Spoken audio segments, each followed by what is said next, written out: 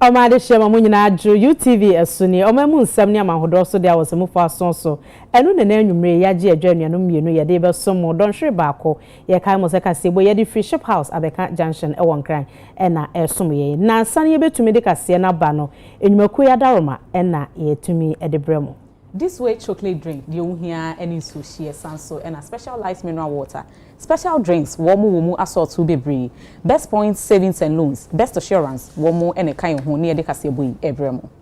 And some who do eto Janu B NE. Catholic Bishop Conference and Penny Ford ya told Penny John Dramani Mahama and him say, one share na mia who do ye to galamsey no, one fat tabono kesie entoso. Nene. Yes, sorry, yeah, to say national security. Womo ako ye chama to me the fear wote na dwumedie bi akoso ho no ye de ho nsem ebebrem. Bank of Ghana governor dia to just say lending rate ejina 28% no enya ade a ebi afiri so ene bi nso abeka ho ejina 28% na. Nene Ghana Water Company Limited womo de nkrata bi aba beto abonten de womo keni na ne say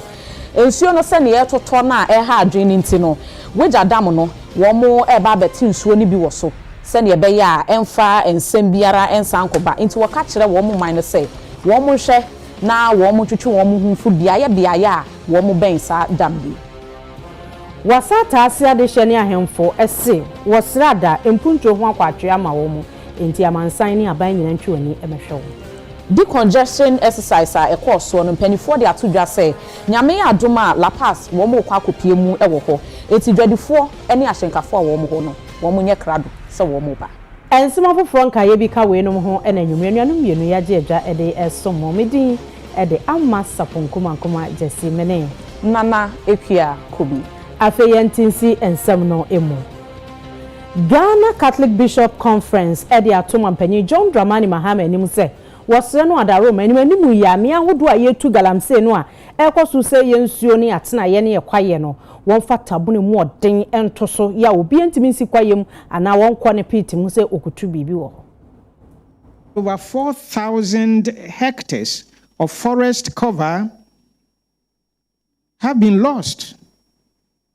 in just the past 2 years, while rivers like Pra, Ofen, and Ankobra have become bywords for environmental collapse. Now, this ecological damage is grave, but the social moral disintegration it breeds is just as perilous. We believe we must act now. Declare, Your Excellency, a limited state of emergency in all the affected zones to suspend all mining activities temporarily. We're engaged in the fight. It's a very complex fight. Unfortunately, because of the lack of economic opportunity, a lot of our young people who are unskilled have found illegal small-scale mining as an easy avenue to gain employment and be able to make an income. So as I speak, it is estimated that anything between 1.5 million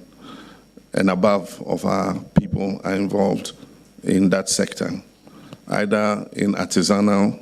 small-scale mining or in working for small-scale mining companies or doing just what they call galamsey. Now there's a distinction there. Small-scale mining by itself is not unlawful. It is recognized by the law, and it says it's reserved for only Ghanaians. The complication has been the foreigners who invaded the space and the new equipment that they brought that is able to destroy a huge acreage in a short time. In the past, our young people with pickaxes and axes will go and dig somewhere small and scrape somewhere and get a few nuggets of gold and sell and make some money. Then they brought excavators into it, and they brought what they call chamfan machines. That was the beginning of our troubles. And those equipment come mostly from a certain country. And so we started to see large-scale degradation of our environment. We have 288 forest reserves in this country that are declared reserves officially. And out of the 288, 44 of them have been encroached. When I got a briefing, I very naively asked, why? What of the other two? How many left? How many left if it's 44? Something, 200 and something. I said, why haven't they encroached in those? And I mean, the guy could virtually have told me, because there's no gold in them, stupid.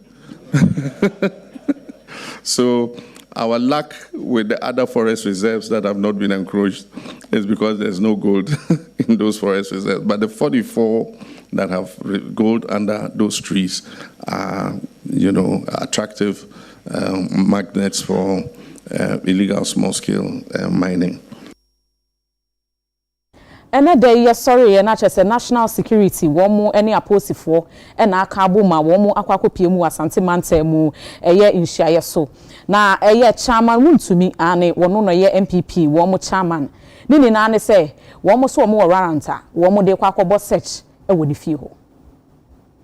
National security for bese enipa aduenu miensa na etuo ne akodi ahodo ehihye won ho eno mokobo rachema wuntumi fie bira na abo bese anopa nonkron mokono nso na tumi krata ye de hwehwe ade obi fie de friends search warrant no na ebi ekura wo mo na we mu no ena ne mranim ne lawyer William Kusi ade atodwa se chema wuntumi ade a esi woni fie ho no wo mo nhyeda entiase die ntia national security for two sa na mo no enam se de dikan kra no national security for asada e de krata ba ato onsa frɛ Ora Bernard Entwibu asia ko chema wuntumi se womra emo no so ne omo kasai emo mu nyina nya won ho ntiase wa no ko benkrom se nyame ya adoma adwuada wobekɔ omo ntimi hu de esi yo omu yansa national security for aboawra ne fie se om de search warrant aba enti omo ba behwehwe ho eno se ade esi ye no ayo omo nwanwa kakra this national security for na ne betimi a kyerɛ de enti a om de omo ni e kyerɛ ne fie ho eno na lawyer William Kusi e ka kyerɛ Ghana Mampeni His Excellency John Dramani Mahama say eniema ne anamo ahodo bi a national security for etu no ehu behia pa say obekasa akire wo nim say wontumi occupy public office bi ada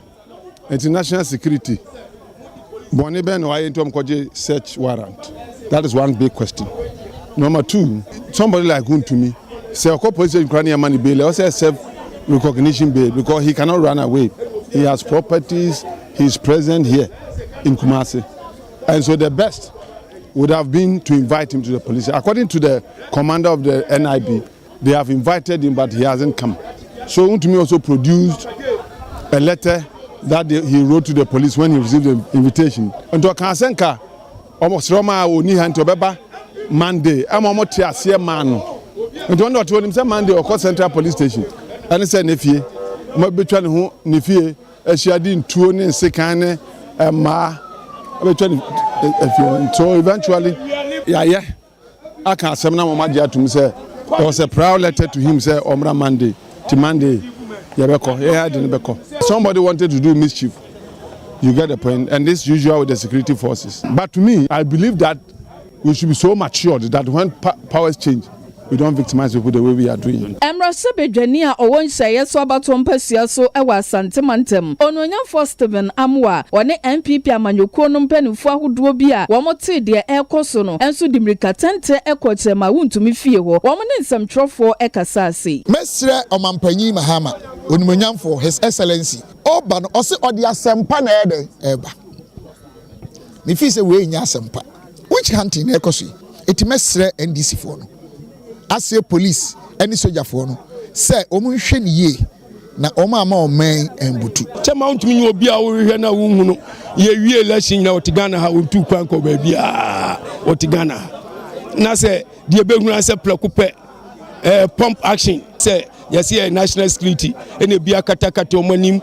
Massa Ilo, who Sabi, ye need banana republic. 8 years MPP Bedia by Mono. Who to me and hold the position there? It would to me, so I far bicycle. Says what dear bicycle for that I can't tell.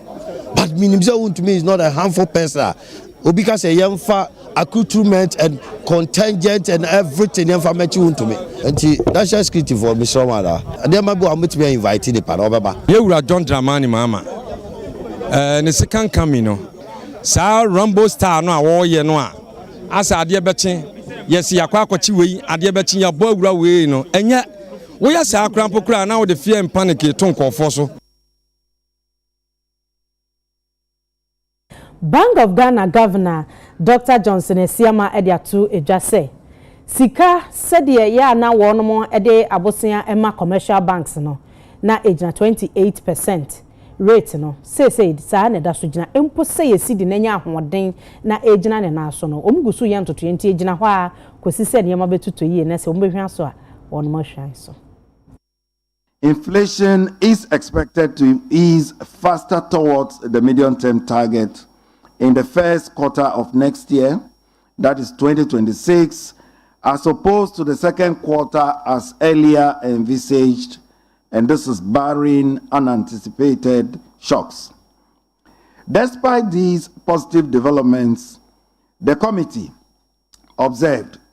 that the current level of inflation remains high relative to the medium-term target and will require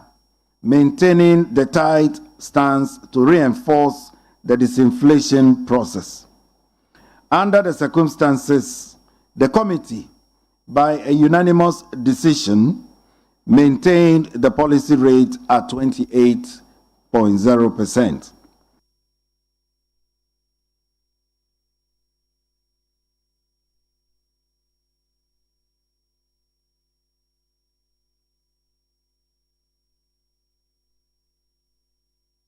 Na Dr. Johnson Esiama kasana no wodi tudwa say Ghana eka ye de ne de ewonanim ye pa na eka ye de no woka 769.4 billion Ghana cedis na ekeka ko wo say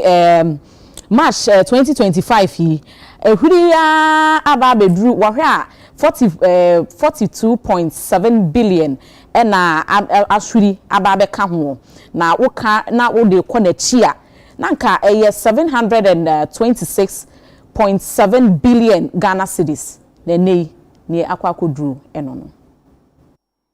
In the first quarter of 2025, provisional data on budget execution indicated that although revenues fell below target, some expenditure rationalization took place to accommodate the revenue shortfall. The primary fiscal balance, and that is on commitment basis, has also improved in the first quarter. At the end of March 2025, the stock of public debt stood at 769.4 billion Ghana cedis, which constituted 55.0% of GDP, compared with 726.7 billion Ghana cedis, which constituted 61.8% of GDP at end December 2024. Continued maintenance of a strict fiscal consolidation for the 2025 fiscal year will further strengthen the ongoing recovery process and firm up macroeconomic stability.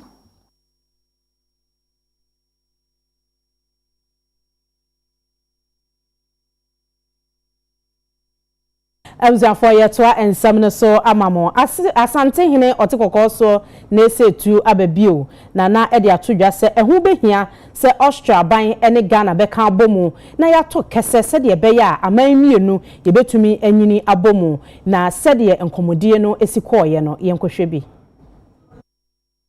Former president visited you in 2018, was part of the high-level discussions in 2019. That, to me, cemented the relationship that we have. Waste management is a major problem here for us here in Ghana and in Kumasi, for example. And so the volume of waste that we create and how we can turn that into something useful, i.e. fertilizers, whatever it is to inure into the farm and everything, is something that we still would encourage a partnership there where you can encourage your companies to come for us to do that. the trade, 50 million euros trade balance is not good for us, knowing that Austria is a major European country with the resources and everything. So maybe I would encourage you to also do that. And we have AFTA, for example, African continental trade, with a population of about 1.3 billion here. So that's an avenue for us to use also. So the market is here, the manpower is here and everything. So the collaboration could be there. And therefore, these are all areas that I would encourage you to be looking at. And the manpower resources are also here. We've trained so many students in the engineering and areas and everything, agriculture, everything is there. The universities are training up very qualified people. And what we need to do is not about aid to Ghana.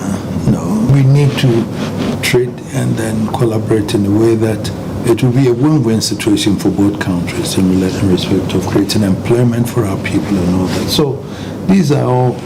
various areas that I would encourage you to look at. I see this as one of the tasks that I will have in the 4 years of being an Austrian ambassador here, to see how we can bring more life into our economic relations. We had some very successful companies building hospitals here, a total of around 2,600 hospital beds across the country. And I will later today be going to the waste treatment plant, which is run on Austrian machines. So I will have a look at that as well, and I hope that there will be more here, because also that was the task that I received from my minister. There needs to be more between Austria and Ghana in that area. When I will be leaving Ghana in 4 years, our relations will already be at a much higher level, and I hope that we can see work that is being done in the area of, be it green technology, be it agriculture. I just visited the university that we have, University for Life Sciences in Vienna, which is one of the leading universities in that area. They just signed a memorandum of understanding with the University of Ghana. So I hope that all of this can be the foundation to build on, and to really see that we can have that into a very well and strong cooperation.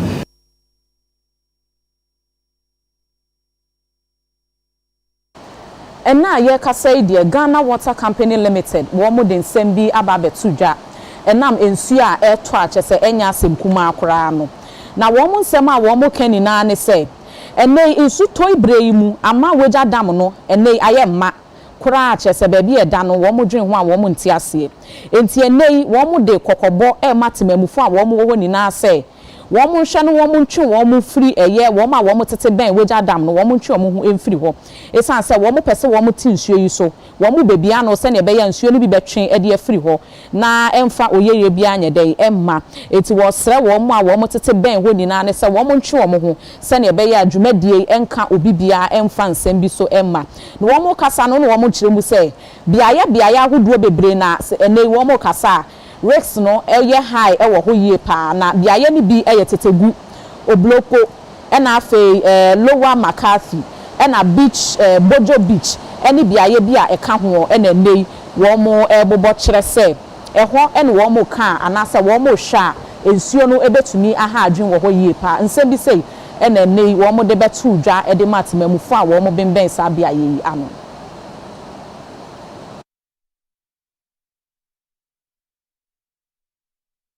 We have seen 4 years machine in Copiamo Ewa Fantia South District. Penny Quantra 4 year wada mensino ano on Munyan form a secran at the Atuja say. One more 2 galamsey for no esosa ni chichu was say cratch we have a PM for Tom her friend Reverend James Asante. Na said the galan wo tuno hun so no say ya kwaye no. Say dear one also so wo jinasa ban cratch penny wo ho na watu anamobi esefata no waje nsase no ene akwaye ni nsuo no ato ho. Ne wawa ne tua no wawa hu bi pesane ye adwuma eye basa enye fe otu ani odan na si hoyi otu ani a chip compound wa haya nsu na mo nsu ye adwuma ye won nsu tobre guest house nso ana wo hoya erane ade beche obi aba watu kwan aba obedu fanti akwa bepe ba obi ada nsu toye nsu na ewiri afa wo mu ade beche school for dan wo say school for eba besina ko nyina entime nko ade beche obi yare obeje yaresa chip compound ya na ohoyi ube hu ani say nsu ewiri afa wo akokum ede o how bebre banti wa wo hwe bia enye fe ye ko so wa hai enye fe enti me gina sie ye se obi bia akwa oye mining from enne me mo bia 1 week obi an stop adwuma obi an kata amna bia watu so baby ye nsu anamo mu bia woni so wa blocking nsu abie nsu no na nsu no nya den enko na adwuma no wa hu se wa ye wadwuma eyiye enko fa haw enfa me wunia usika awu penti ade ebechi no obatan bi behre ne ba usika awu penti ade ebechi obi kwa yaresa bia onim so okopa yarehwe na ehobom ne nsu okoyira fa na ye den akokunu mesre me ma minus bia wo fanti akwa south me mo bia 1 week obi bia fankata me bia watu bia ensu anamon bia obi aniyem ne nsu nko seme obia usika awu kope no onfa atorenchem ene aweho enkofi fi seme ye ba ta me huni se ya na ye me ya ni ho jira me ewie adesoma ma yenyina we so ne ho me kase ebo no so yesrem ye ba sisia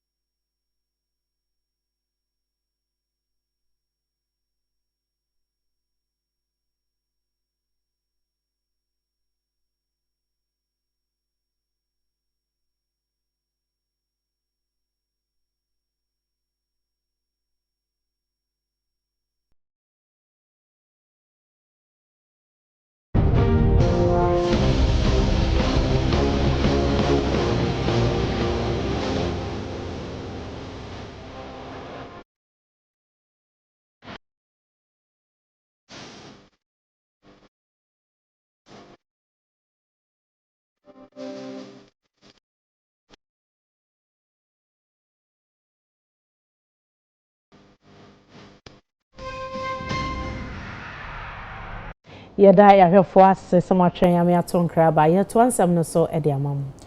Pre-Teachers Tertiary Teachers Association of Ghana NNA womo kasa. Ne womo keni na ne say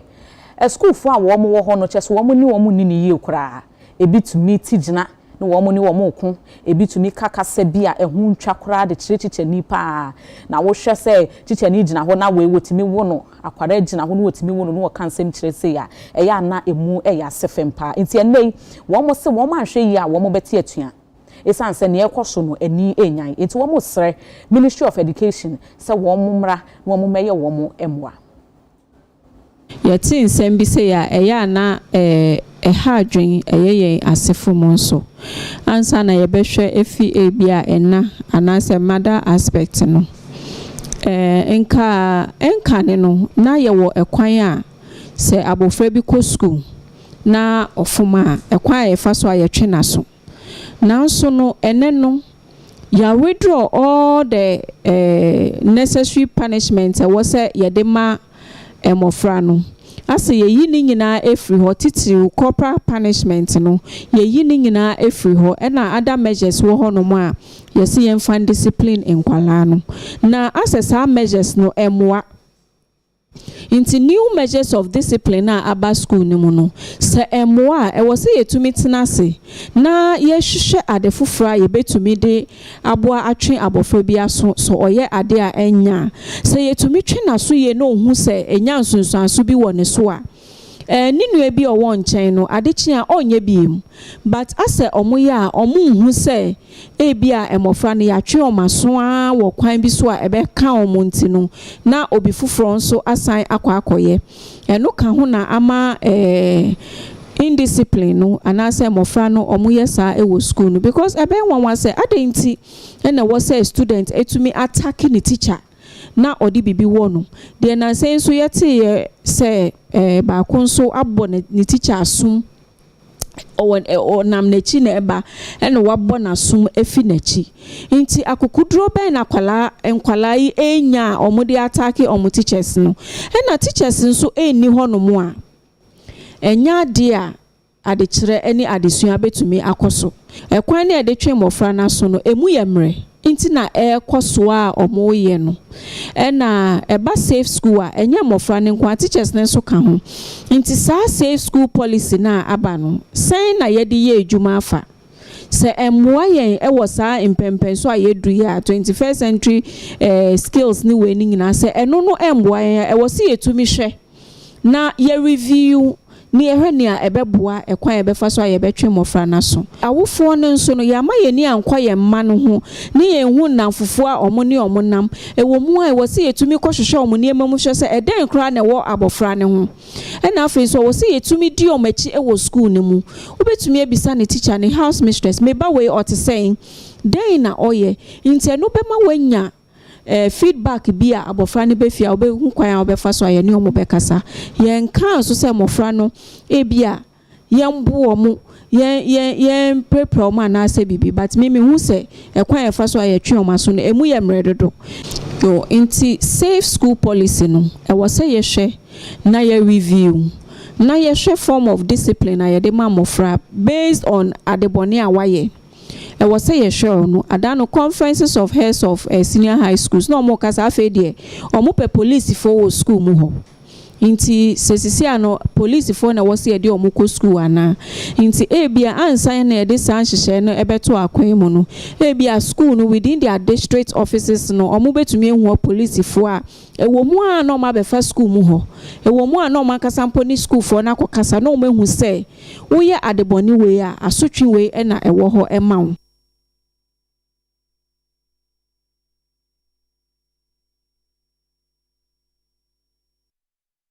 GPLTU for abo adraba for koko wose ka sika yeje ya yeto petrol mu a wo mutum no sei eniema asesa niema ya tete petrol so nti wo ha mu obupen edunum 15% omo ye Africa sika so enti wo driver ni san hwehwe ya abai se wa anya ntum na ne passenger ni kokko a wo mu no wo bi kapa Ghana Private Road Transport Union, which is GPRT, Kuno, Kumasi was Santamantema, Empenyinfo akasa kyerɛ sɛ nhyehyɛeɛ na nationwide ɔma hyehyɛ sɛ transporters ɛwɔ sɛ yɛtumi so bɛyɛ 15% no ɛno ara na ɛwɔ sɛ obiara de yɛ adwuma nyame yɛ adom a yɛ mmemmende yɛ ɛde kɔ biara driver ni biara ɔyɛ kaa ho adwuma bi ɔfa passenger fo biara no 15% na mpanyinfo aka no ɛwɔ sɛ odi so ɔkyerɛ sɛ yɛwɔ mmara ɛwɔ ekuo biara mu sɛ ɔwɔ kuo no mu na sɛ wɔyɛ transport adwuma nko adeɛ a yɛde nhyehyɛeɛ ba a ɛwɔ sɛ odi so yɛtum a driver biara etum ɛnti sɛ yɛate so deɛ ɛwɔ sɛ adrabafoɔ so etimi ɛte so sɛ ɛbɛyɛ apɛpɛyɛ ɛbɛtumi aba mmerɛ a wɔn yɛ nsɛmtwerɛfoɔ nhyiamudeɛ ɛwɔ Kumasi wɔ Asantemantem Alhaji Somaya Buachi ɔno ɛna yɛ oteterɛni ɛde ma GPRT yɛkuo na ɛwɔ Asantemantem ɔkyerɛkyerɛ nsɛm no mu sɛ ɛnam sɛ edume bi na yɛ ho kyerɛ a yɛn mpanimfoɔ no a na esi nkonnwa ɛto lɔɔre fɛn mu nti ɛnɛ akɔba sɛ ɔmo ase ɔmo hwɛ fanwo ɛne esi di no a deɛ ɛkɔ no lɔɔre fɛn no yɛn te so yɛso yɛgye ɔmo di na yɛde ɔmo ayɛ leaders as a National Executive Council ɔmo se wɔkyena memene obi a wusika bi Ghana ha yɛnte yɛ lɔɔre fɛn no so nkyekyɛmu dum 50%. Ɛnyɛ GPRT foɔ nko na ɛkɔyɛ saa nhyehyɛ wi yɛne transport akuokuo nketewa nyinaa ne ɛkɔtena ase nti ɔmo nyinaa so de bɛyɛ adwuma na mpanimfoɔ so ahyehyɛ trɔtrɔ taxi highway foɔ nyinaa deɛ kama na mo de akɔka kyerɛ mo drivers foɔ na obiara de mmara no ayɛ adwuma yɛn sɛ spare parts yɛnte so yɛ enimpa engine oil ties DVRA insurance na nso ɔmo ne mpanimfoɔ atena ase spare parts wɔde nneɛma fitam abɛkumase sɛ ɔfa kaa aduanefoɔ sɛ ɔmfa kaa biribiara so ɔmfa kaa ɛne yɛ adrabafoɔ a mo de hyɛ yɛ no yɛdi kaa te yɛ lɔre fɛ so yɛte so wie ɔmo so bɛyɛ dɛn ɔmo so bɛte so so mo ante so a yɛbɛwu next step a yɛbɛfa eti nɛ me ne me mpanimfoɔ original vice fair trustee ɛne yɛ krakyefoɔ ɛne me branch mpanimfoɔ a ɛwɔ Asantema nyinaa ɛhyɛ mo sɛ wɔkyena obiara mfa new price no ɛnyɛ adwuma guardfoɔ no call stations chemu mienu yes sir na ebi wuro ɔmo atare no yes sir na ɔmo ne temefo ɛmfra yes sir de wɔmfa ɛmna na nyɛ adwuma no yes sir ɛnyɛ ntɔkwa yes sir train station no di ɛne cars no na fabrɛ yi yes sir yɛn na yɛsi yɛtwi nipa kora so ne mu na wo ka waawafoɔ ne shortfoɔ no waawafoɔ ne yɛ aban cars yɛde yɛ private Ghana Private Road Transport Union yɛde bɛ adwuma edu obi a wɔmfa yɛ adwuma yɛ aban cars ɔno wɔnhyɛ kuo bi mu wa cars no a ɔmo bɛgye boɔ no ɔmo sei ɔmo te so no aban kwa na otumi sɛ ɔno ɔmo die nti ɔmo hyɛ kuo bi mu die a ɛhɔ de agya ma aban sɛ aban nim sɛ obi de mmara hyɛ ne nsɛm a ɔno deɛ sɛ wɔyɛ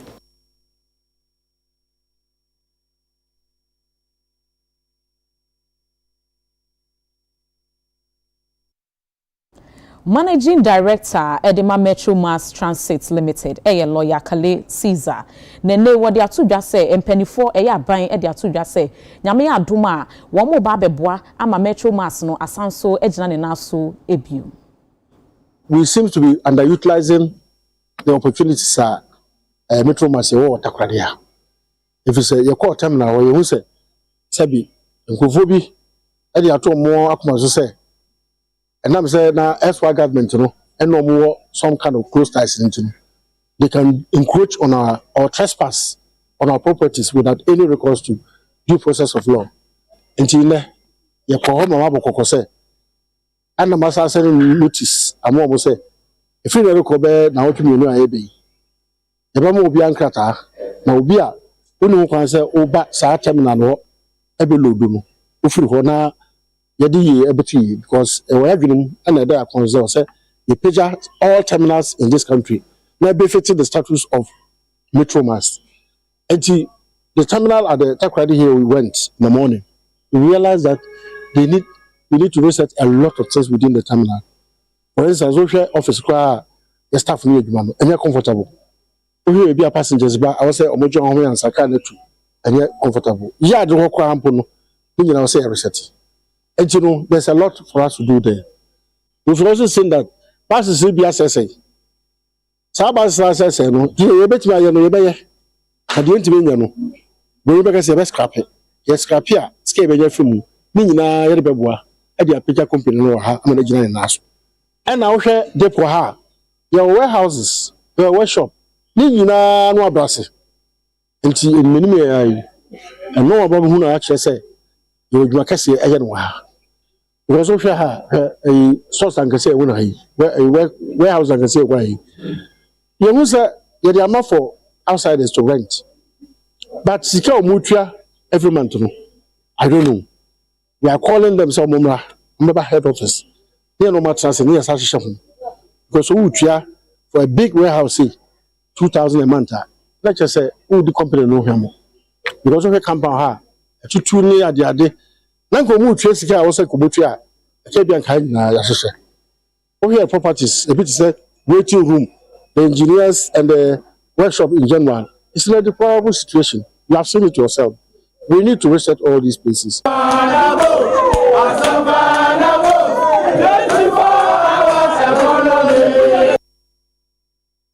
Ebibima yes obeka won ho abomu no mfie aduosia mienu eni enam saa yoi so ama Ghana ka aman kaye no ho ahye saa efen ebi.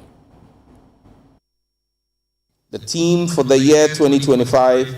Justice for Africans and People of African Descent through Reparations, denotes a significant opportunity for advancing the continent's efforts to address historical injustices.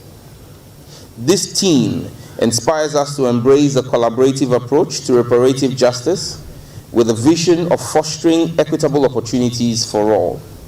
The initiative also aligns with the AU's Agenda 2063 for an integrated, peaceful, and prosperous continent.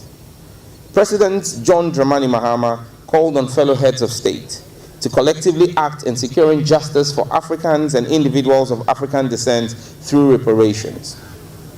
He urged leaders to continue to advocate for stronger legal and institutional mechanisms at the national, regional, and international levels to ensure that justice for the historical trauma inflicted on global Africa is not just a conversation, but a reality. By prioritizing reparations, the African Union aims to address systemic racism and economic exclusion, thereby contributing to a more just and inclusive Africa. The theme serves as an invitation for governments, civil society organizations, and the African diaspora to unite in the pursuit of rectifying past wrongs and nurturing a future founded on justice and reconciliation. Africa is a continent full of similarities and contrasts,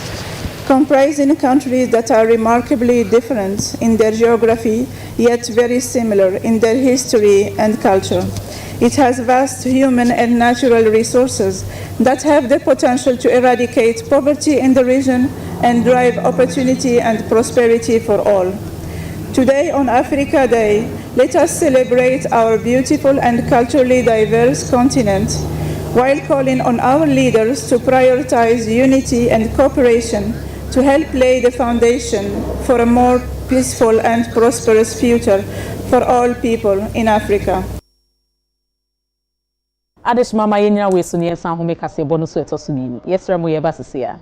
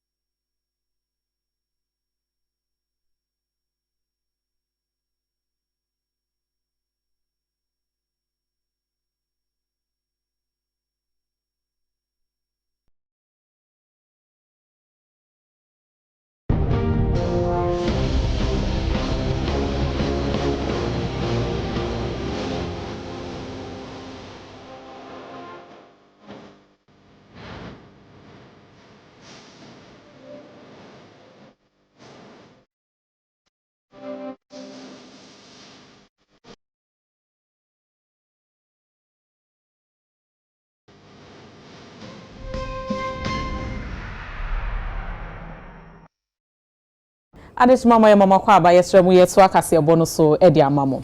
Na municipal chief executive ya foforo ewo Okai North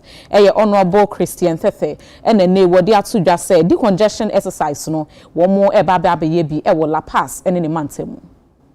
Okai North Municipal Assembly die sinenim no say me chief executive na ma fa krom over a period of 10 days. Me hu say La Paz chronic krobia dwadefo ni cars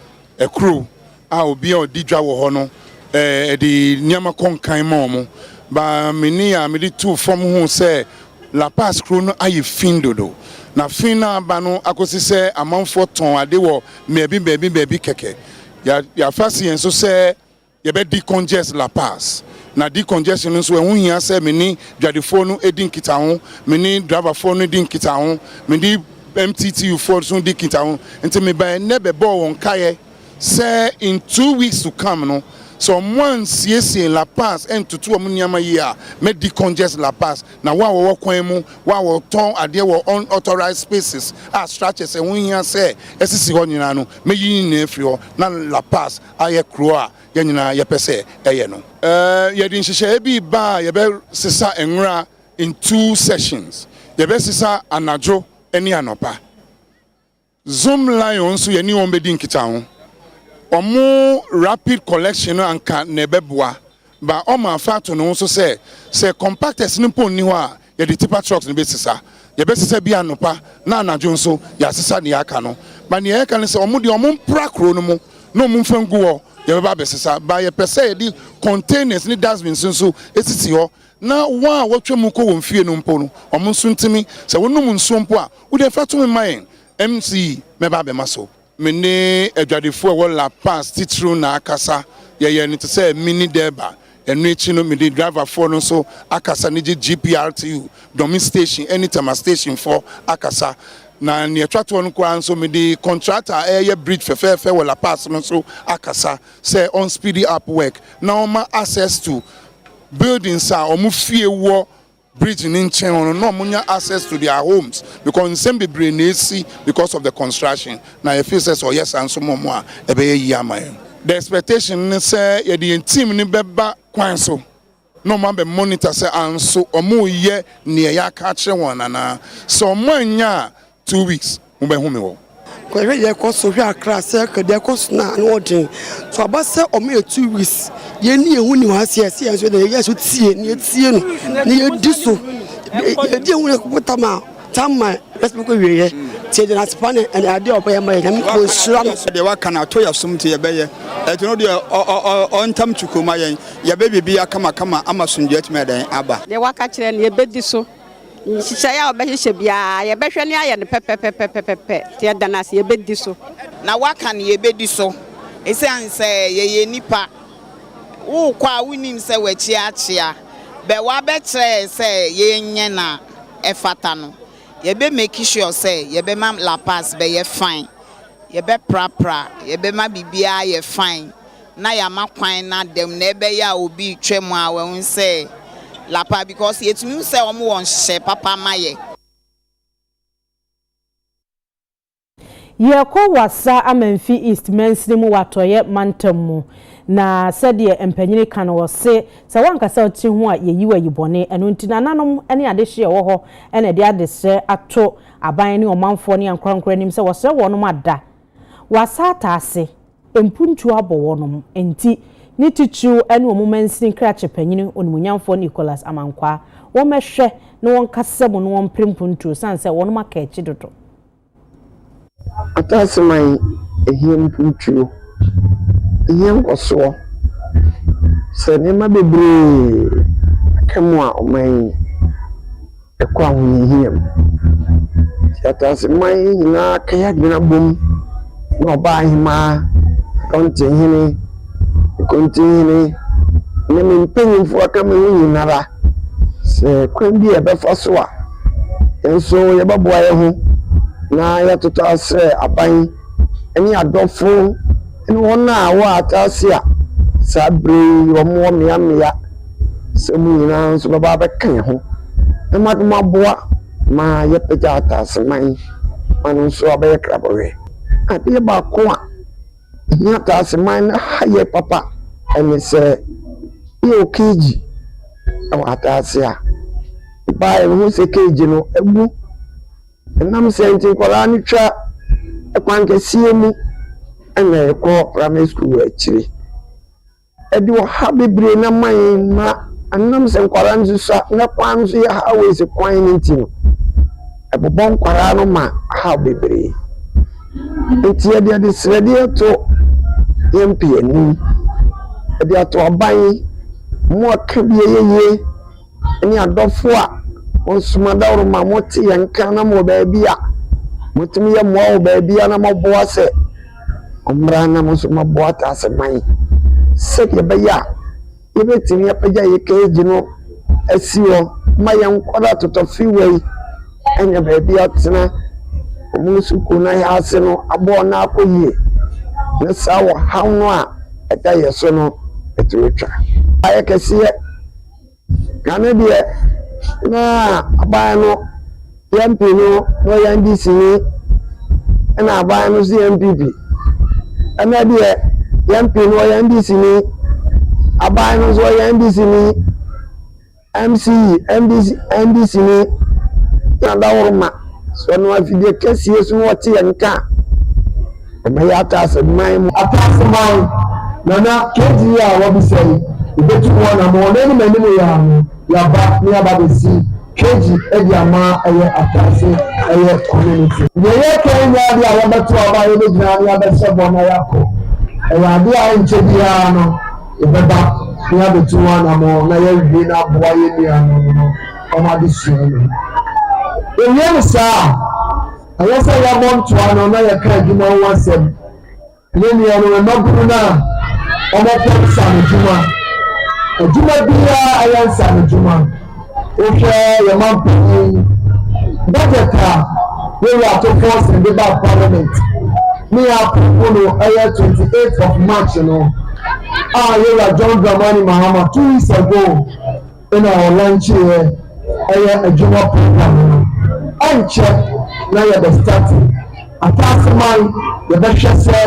yɛn nuanom bi a wɔnyɛ support no nso no ɛbɛfa honorable nso ɛyɛ assemblyman nso na nananom ataaseman nso yɛn nsa ka ɛyɛ yɛn kyɛfa. Wie abusuafoɔ mpanyin se kwa tenten bi awie kotia ha ɛna na nwumre yɛde mu esi na ansa ne yɛbɛsɔ so no president se wotwitwi osia no pa nwumre a wokɔda so ɛyɛ na watwitwi na abɔ wo sene ho ban sɛdeɛ ɛbɛyɛ a kaka ebi meja wo so ɛmoa metena wɔnum ɛma nkama wɔnum na wɔkɛtɛ ma so mo antu nkosua ngo so na pampan ɛma wokɔkasa obi ho ana ɔtweneti enti wɔnom ɛwɔ president na so ɔtɔ bebree deɛ ɔbɛkɔ wura shop bia sɛ wopɛ bia deɛ yɛboa ama wo simu ntokrontokro atuatua deɛ yɛboa ama wɔnum ayɛ hwam deɛ ɛma wo sena ankasa ɛso ate polish na shine ne nyina bi wɔ hɔ a wokɔ a onsa bɛka nti ya na wabɔ modern na wakɔ akɔgye wo deɛ na mekai mo sɛ TMC fashion ene pamata de a ehye mpacho omo ama saman abiase ubetumi afre TMC for 0240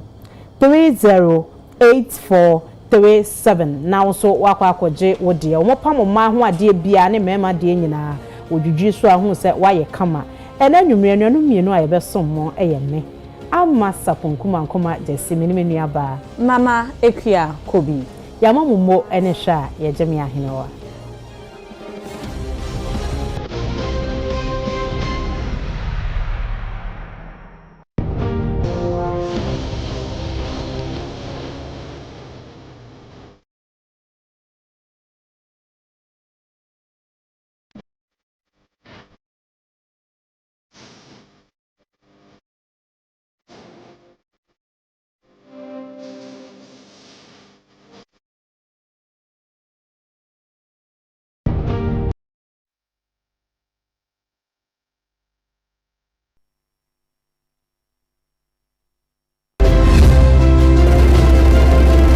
Welcome to NLA 590 Mobile. Today we will discuss how you can win cash by playing 590 on your phone or online. Visit 590mobile.com.gh or dial *959# on any handset or network and choose option 1 on the menu for direct 1.